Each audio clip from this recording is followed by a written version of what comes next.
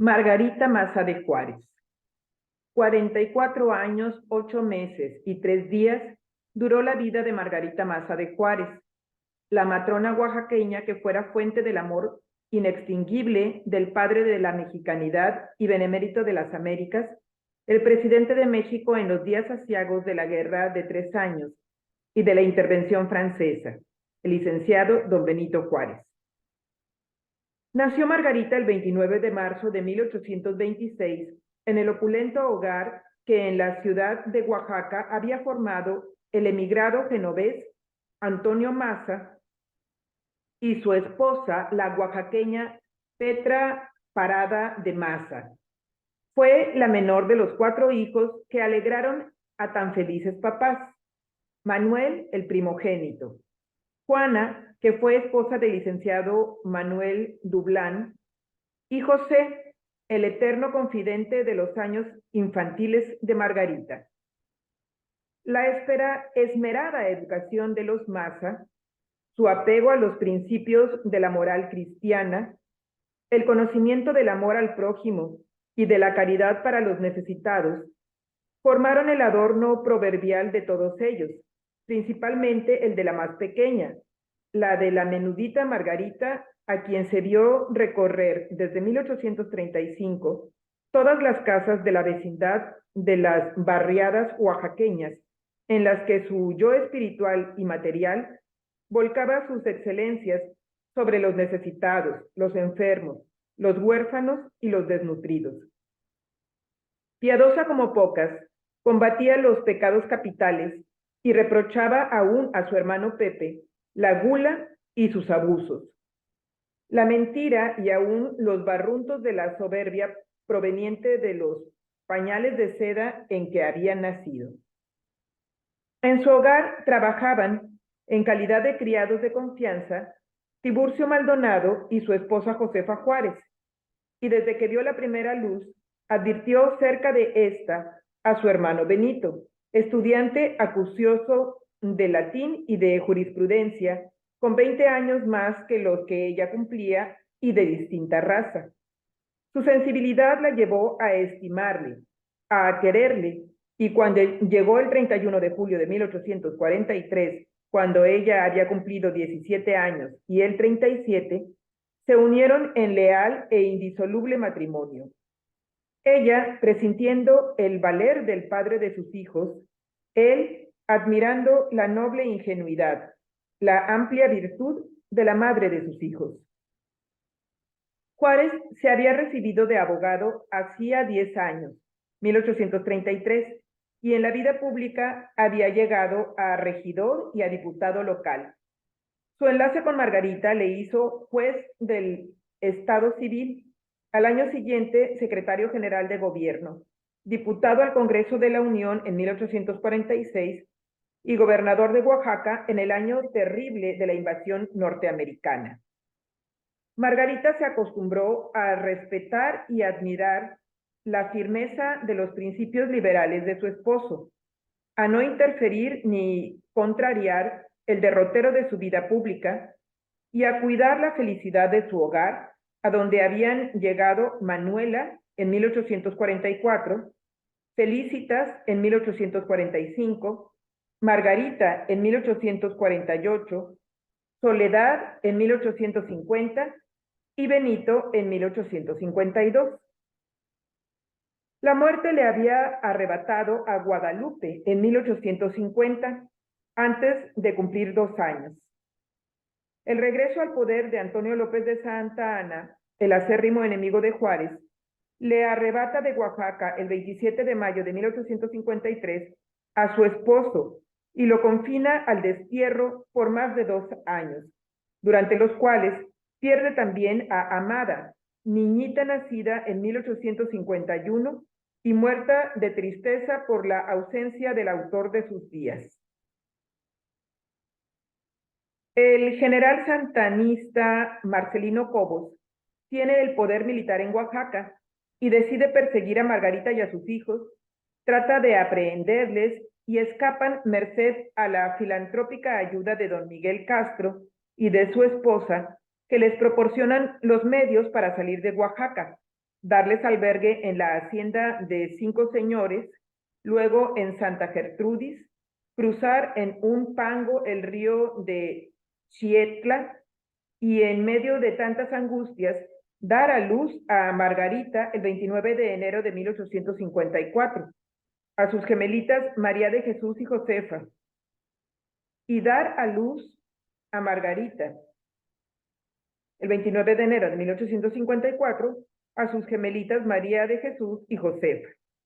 Al fin, la ayuda económica del coronel Ignacio Mejía le permitió establecerse en Etla, al frente de un pequeño comercio, mientras el año nuevo de 1856 la reunió con su ausente esposo, quien tras el triunfo del plan de Ayutla estuvo breves días en el desempeño del Ministerio de Justicia en Cuernavaca y en México, y volvía a Oaxaca a hacerse cargo del gobierno del estado, promulgando a la postre la Constitución del 5 de febrero de 1857 y atendiendo a las elecciones de julio de ese año, asumir la presidencia de la Suprema Corte de Justicia de la Nación. No, va de nuevo. Hacerse cargo del gobierno del Estado, promulgando a la postre la Constitución del 5 de febrero de 1857 y atendiendo a las elecciones de julio de ese año, asumir la presidencia de la Suprema Corte de Justicia de la Nación. En Oaxaca viene a la vida el 10º hijo Juárez Maza y se le bautiza con el nombre de José, pero estalla la guerra de los 3 años y vuelven las angustias de la madre que espera, refugiada en su fe, la llegada del día en que otra vez se reúna con su esposo, para ese entonces el primer magistrado de la patria y defensor de la ley suprema del país. Al correr de mayo le llegan las noticias del arribo del presidente y de sus ministros a la honorable Veracruz y con toda heroica Veracruz, y con toda decisión, escoltada por Valentín Palacios, toma camino directo entre la fragosidad de la sierra y adelanta sin fijarse en los peligros, animada por un solo pensamiento: compartir, junta con su esposo, penas y alegrías, angustias y victorias. En una ocasión, la acémila en que cabalgaba resbaló y cayó al abismo. El aro de la crinolina que vestía se atoró en un arbusto que crecía a la orilla del precipicio y los criados de la escolta lograron rescatarla, no sin grave apuro. Más de 2 años de esperanzas vivieron los esposos Juárez en el heroico puerto Jarocho. Sus hijos gozaron con los tumbos del mar y con el estruendo de la metralla y el ir y venir de las tropas en los fortines. Pasaron corta temporada en Huatusco y la familia creció con Jerónima Francisca, nacida el 1 de octubre de 1860, auspiciando el día glorioso en que el triunfo del gobierno liberal hizo que Juárez y los suyos llegaran por primera ocasión a regir los destinos de la patria desde el Palacio Nacional. La esposa amante fue la primera dama de México. Cumplió con sus funciones filantrópicas pese a las penurias de aquellos años. Al confirmarse la guerra con Francia, organizó la ayuda para los hospitales y en unión de la esposa del ministro de la guerra y de sus hijas mayores, calladamente se apresuraron a hacer hilas y vendas y formar comités de damas en Puebla, en Toluca y otras ciudades importantes de la República, que se asociaron en la tarea humanitaria de restañar sangre y curar heridos. El 17 de julio de 1862, cuando el brillo del 5 de mayo había empalidecido por la derrota del Cerro del Borrego y en México arreciaba la crisis política, Margarita sufrió angustiada la pérdida de su hija, la nacida en la heroica Veracruz hacía 20 meses. Llegó el 31 de mayo de 1863 y al lado del jefe de la familia salieron de México la esposa y los 5 hijos. Ya Manuela, su hija primogénita, era la señora de Pedro Santacilia, y se instalaron sucesivamente en San Luis Potosí, en Saltillo y en Monterrey. Desde San Luis, Juárez presiente el peligro de la rebeldía del gobernador Vidaurri de Nuevo León y Margarita se apresura a intervenir y a sencillar el choque. Vidaurri la recibe caballerosamente y ella vuelve a Saltillo a hacer partícipe de sus dudas a su esposo, que acepta sin remedio la ruptura y vuelve a Monterrey el 3 de abril, amparado por las tropas tamaulipecas y las que comanda el general Miguel Negrete. Con Juárez viene su eterna compañera, sus 8 hijos, entre los que José el Negrito es su consuelo y su esperanza. El 13 de junio de 1864 nace en el Palacio de Gobierno de Nuevo León Antonio Juárez Maza, y tras el feliz alumbramiento viene la triste separación del presidente, que se queda en el desempeño de sus altas funciones, y Margarita y su familia, que por brazos de Santiago, Texas, van a Nueva Orleans, a Nueva York, a un exilio forzoso en el que ayudan a Juárez a consolidar su causa y a aliviarle de las penas por las que habría pasado si le acompañan de Monterrey a La Laguna, a Chihuahua y a El Paso, hoy Ciudad Juárez, Chihuahua.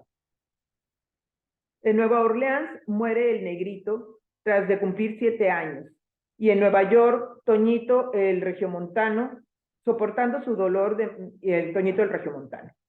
Soportando su dolor de madre y la ausencia de su esposo, es la primera embajadora de México que asiste a la recepción que le ofrece en la Casa Blanca, en Washington, D.C., el presidente Johnson el 20 de marzo de 1866, y a la despedida del secretario de Estado William H. Seward el 4 de mayo de 1867, ya cuando la causa de la República estaba en la recta final de la victoria y cuando esos acontecimientos de estricta cortesía eran urgentes para mostrar al mundo la solidaridad que presentaba México y Estados Unidos frente a las naciones de Europa.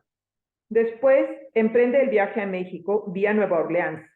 Insiste Juárez en que por la heroica Matamoros, donde el general Berriozábal le dará escolta, podrá reunirse con él en San Luis Potosí, pero el arreglo de los equipajes la detiene.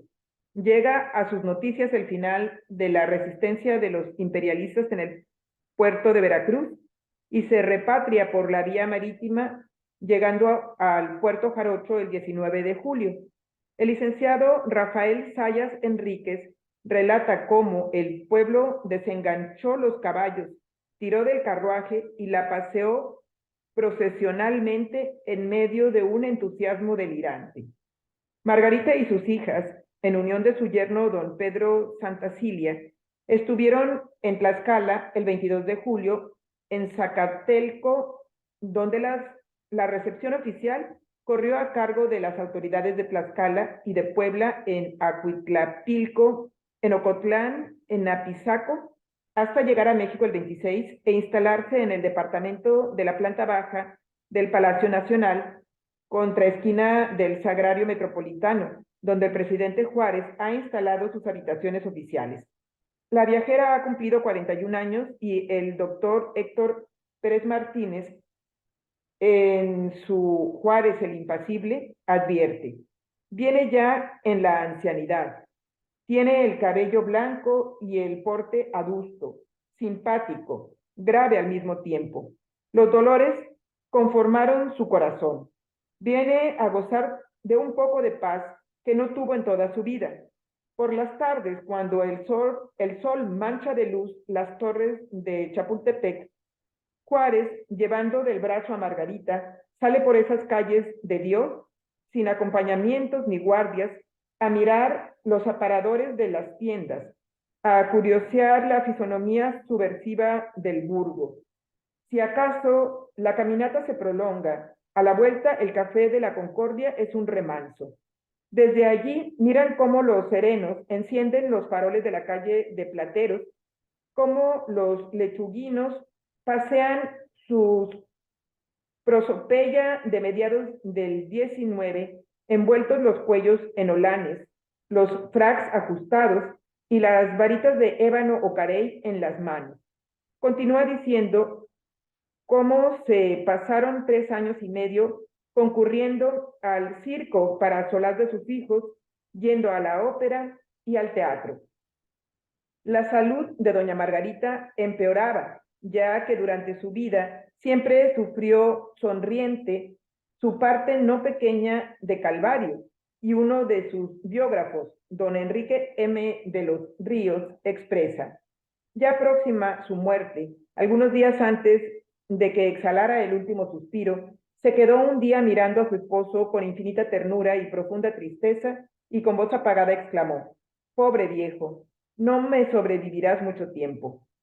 Ralph Roeder, en Juárez y su México, reúne a don Benito y a Margarita, los funde en esencia y pensamiento, y en síntesis afirma: no había reverso de la medalla, la figura era idéntica por ambos lados, en alto y en bajo relieve, y no podía considerarse aparte al esposo y a la esposa, cuando por 28 años, confundidos sus pensamientos y su acción, él le decía a diario: recibe el corazón de tu Juárez, y ella incesantemente le repite, de palabra y por escrito: tu esposa que te ama, Margarita.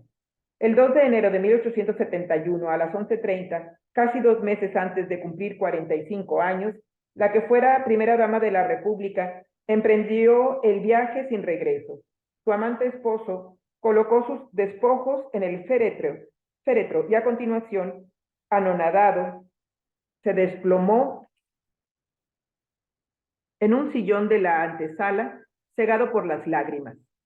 1 año y medio más tarde, un mal de corazón lo reunía con su ausente bienamada. Guillermo Prieto cantó en tierno soneto a Margarita Maza de Juárez. Bello su rostro, inmensa su ternura, a la hora del placer desaparecía, mas derramando el bien resplandecía en momentos de prueba y amargura. Al herirla implacable desventura, la familia en su seno guarecía, como ave amante que polluelos cría, del halcón desafiando la bravura.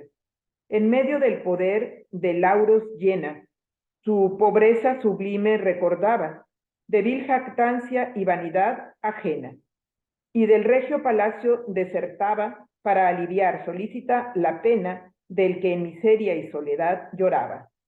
El ciudadano presidente constitucional de nuestra patria, el licenciado Gustavo Díaz Ordaz, con fecha 23 de diciembre de 1966, envió a la 46ª legislatura de la Unión un proyecto de ley para que se inscribiera en letras de oro en los muros del recinto parlamentario el nombre de la abnegada y virtuosa Margarita Maza de Juárez, símbolo de tantas y tantas mujeres, madres, esposas, hermanas, hijas, que supieron cumplir en grado heroico sus sagrados deberes para con la patria, más sublime cuanto más silencioso o ignorado fue su heroísmo. 7 días más tarde, el 31, el Honorable Congreso de la Unión rendía el galardón, significándose la señora diputada por el estado de Yucatán, profesora Fidelia Sánchez de Mendiburu, con una elogiadísima loa, que fue premiada con nutridos aplausos de los ciudadanos, senadores, diputados y público concurrente a la sesión de clausura del Congreso General ocurrida en la expresada fecha. Dijo la maestra Sánchez de Mendiburu: estoy muy emocionada ante la presencia de los familiares del patricio. Los nietos, bisnietos y tataranietos de los esposos Juárez Maza ocupaban las tribunas del salón de sesiones del recinto legislativo. Debo reflexionar no solamente en el momento que vivimos, quiero pensar en el futuro, cuando desfilen los hombres y las mujeres de las generaciones venideras ante estos muros, y al fijar la mirada en el nombre de doña Margarita Maza de Juárez, se pregunten: ¿fue una heroína como doña Josefa Ortiz de Domínguez?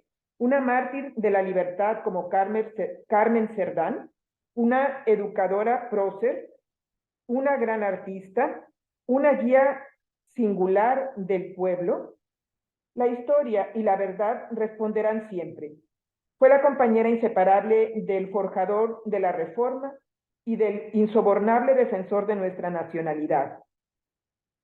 Fue una mujer que enalteció un hogar digno y respetable, el hogar de Juárez. Este también es un homenaje en unión indisoluble a la egregia figura del patricio de Guelatao. Sería imposible intentar la separación en su proyección histórica de quienes vivieron unidos por un solo concepto de la lealtad, del decoro, del honor, del patriotismo y del cariño. Don Benito Juárez y su esposa forman la unión matrimonial que los ciudadanos de hoy podemos ofrecer como ejemplar a quienes vengan detrás de nosotros para decirles: así se sirve a México, así se triunfa sobre las angustias y sobre los más adversos signos del destino para hacer que prevalezca con solidez granítica un ejemplar hogar de nuestra historia. Quienes lean su nombre no serán deslumbrados, pero sus virtudes espléndidas iluminarán con luz radiante y clara a las generaciones del futuro. Doña Margarita Maza es la personificación de la grandeza humana.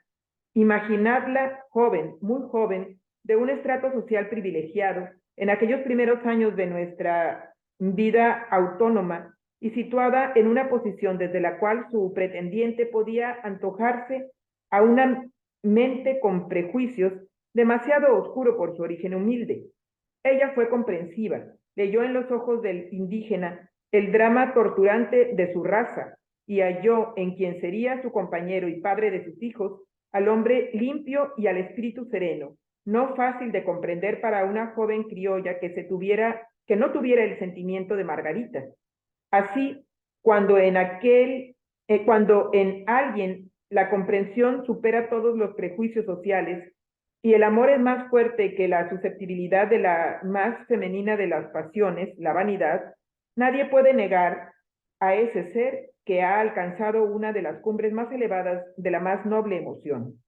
Doña Margarita encarna también la íntima solidaridad. Su vida es una lección viva de generosa comprensión. No es fácil amalgamar tantas virtudes. Es la gran dama de un hogar. Qué sencillo es decirlo, pero qué difícil vivir entre tantas lágrimas, entre tantas zozobras, entre tantas incomprensiones, entre tanta angustia. Ser la esposa del hombre que concibe y construye un país nuevo sobre el México desorganizado y caótico de la primera mitad del siglo pasado es desafiar todo un mundo para construir otro nuevo. Ser la compañera de ese hombre significa templanza que derrumba toda duda y es ternura que conmueve, convence y emociona hasta los más escépticos. Es y será un innegable honor para esta 40ª legislatura, en la que nuestra mayoría ha sido guiada por la misma mano amiga que descorrerá el velo que cubre el nombre de doña Margarita Maza de Juárez, haber puesto en áureas letras en este altar de la patria un nombre que evoca lo más notable y más alto que puede darse en un solo ser: la conjunción de las virtudes cívicas con las virtudes propias de una ama de hogar. Tenía la fe sencilla que todo lo desafía, la fe de quien estaba superando lo viejo y lo carcomido, y la abnegación para sobrellevar todos los dolores y todas las angustias sin el más leve desaliento. No se diga, por quien pudiera pensarlo, que pasó demasiado tiempo para que se otorgara este reconocimiento indiscutible. Ningún homenaje justo es tardío. Comienza a ser válido desde el momento en quien va a recibirlo, inicia en la vida el peregrinar que ha de conducirlo a la consagración. Señores, en mi emocionado sentimiento como mujer dedicada al hogar y también con fervor a la vida política, como revolucionaria de un estado de recia tradición liberal, como simple mexicana, me complace y enorgullece sumar mis humildes palabras a este homenaje que se extiende a todas las mujeres que sirven a la patria en el hogar, calladamente, en el hogar que es la célula primigenia y fecunda de las grandes causas de la patria, en el hogar, crisol de la verdad y de la historia. De la casa del puente levadizo de la colonia de arquitectos, en donde murió Margarita Maza de Juárez, solo quedan vestigios. Sus despojos mortales, al igual que los de sus hijos José y Antonio, se reunieron desde el 17 de junio de 1880 en el mausoleo que la patria erigió en el Panteón de San Fernando para eterno descanso del presidente benemérito don Benito Juárez.